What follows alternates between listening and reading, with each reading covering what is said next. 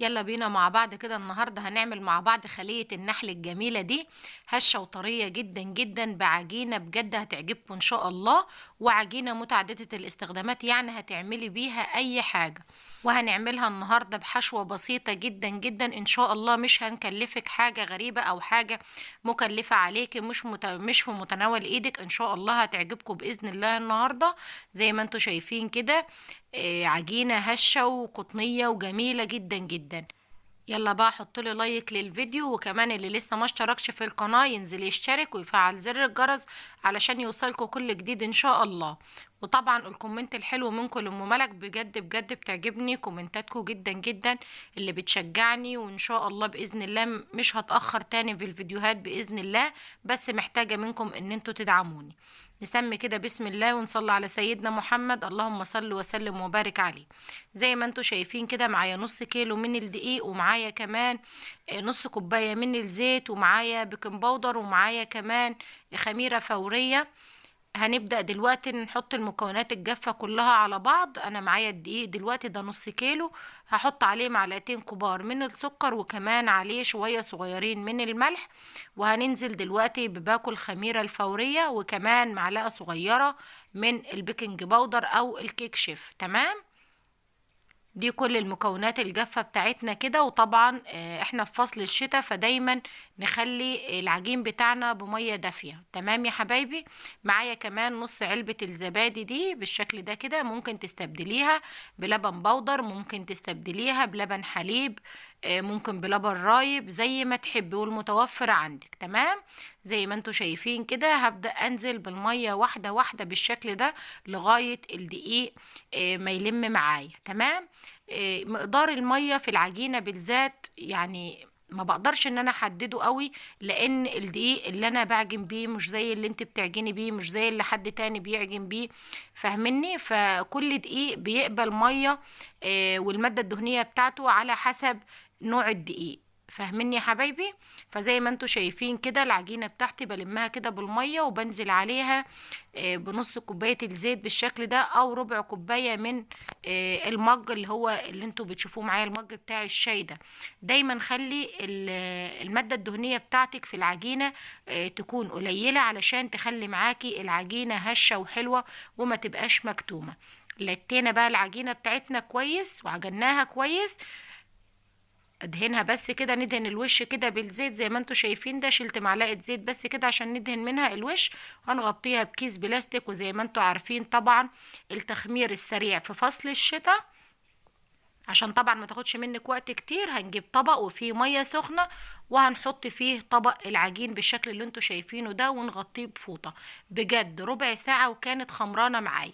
يعني ممكن تاخد ساعة او ساعة وشوية. لا، بالمية السخنة دي هتاخد معاك ربع ساعة بس، وهتخلصي حاجتك على طول، مش هتقعدي كتير جنبها. تمام، شلت بقى الكيس زي ما انتوا شايفين كده، ما شاء الله العجينة هشة وفايرة كده ما شاء الله، جميلة جدا جدا. مكوناتها بسيطة، وزي ما قلتلك ممكن تعملي منها اي حاجة. ممكن تعملي منها قرص بسمسم، قرص بيتي، العيش الفينو، البيتزا، اي حاجة انت حباها ممكن تعمليها. العجينة دي تعملي منها اي حاجة انت عايزاها. جبت بقى الصينية بتاعتي بالشكل ده، والحشوة بتاعتنا النهاردة سهلة وبسيطة جدا جدا.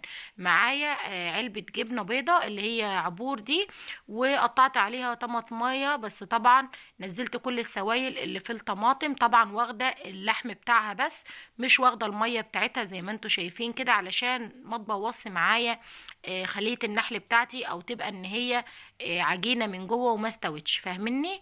وكمان حطيت عليها رشة من الزعتر، ونص قرن شطة حامي. ما حطيتش اكتر من كده. الزعتر بجد مخلي طعمها وريحتها جميلة جدا جدا. زي ما انتوا شايفين كده ببدأ اقطع العجينة بتاعتي. طبعا انا يعني من الناس اللي بيحبوا بجد ان العجينة تكون ملزقة سنة كده زي ما انتوا شايفين، علشان العجينة لما بتبقى طرية معاكي بتبقى هشة، بتبقى هشة وحلوة، وبتبقى ايه قطنية كده معاكي. تمام، فدايما بخلي العجينه بتاعتي لينه سنه كده. فاهمني؟ فجبت بقى الصينيه، وببدا ان انا احشي الخليه بتاعتي بالشكل ده كده. طبعا انا عامله معاكم النهارده ابسط حشوه لخليه النحل. ممكن تعمليها نوتيلا، ممكن تعمليها اي حاجة تانية انت حباها، جبن مشكلة، اي حاجة. بصي اي حاجة تيجي في دماغك وعايزة تحشيها تمام مفيش مشكلة. انا عملت ابسط حاجة عندي وهي الجبنة بالطماطم بس، وكانت ما شاء الله جميلة جدا جدا زي ما انتوا شايفين بقى كده. طبعا انا سايبه لكم الحشو ده اختياري زي ما انتوا عايزين، بس هي العجينة واحدة ما فيهاش اختلاف. تمام.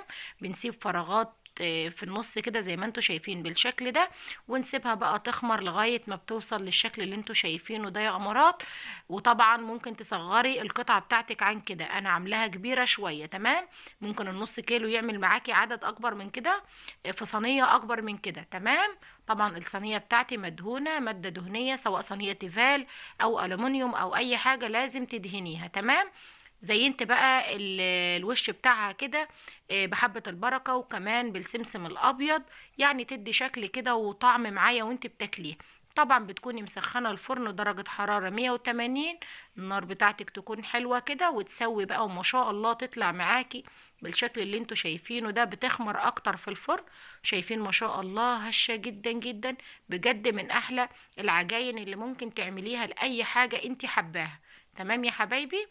زي ما انتوا شايفين كده هطلع واحدة ونقطعها مع بعض، بس اهم حاجة بعد ما تطلعيها من الفرن على طول رشة مية خفيفة على الوش كده، هيبدأ يطلع البخار، تقومي مغطياها بفوطة على طول علشان البخار ده ينزل في الصينية تاني فيطري معاكي العجينة ما تبقاش ناشفة. فاهمني؟ شايفين اللهم بارك التسوية ما شاء الله جميلة، كمان العجينة هشة جدا جدا. كفاية اكل بقى يا ام ملك، انت تخنت قوي زي ما انتوا شايفين كده. طبعا الشتاء بيحب الاكل جدا وبيحب المعجنات جدا جدا. انا بقوم بعمل الحاجات دي الصبح تغيير كده في الفطار للبنات، يعني مش كل يوم مثلا جبن، مش كل يوم فول وطعمية الكلام ده، لا. فانا بغير كده في الفطار الصبح وبقوم اعمل لهم ده. الف هنا